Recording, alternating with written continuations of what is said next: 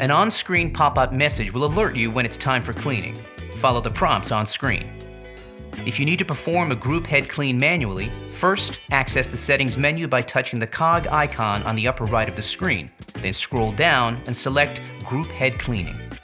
Before you start, you're going to want to empty the drip tray. Then to commence, insert the 1-cup basket into the portafilter. Place the gray silicone cleaning disc inside. Place the cleaning tablet into the center. Insert and lock the portafilter into the group head, then press Start to begin. Once the screen indicates the group head cleaning is finished, remove the portafilter. The tablet should have completely dissolved. If it hasn't, commence another cycle until it completely dissolves. Then, remove the portafilter and flush the group head to remove any residual of the cleaning tablet.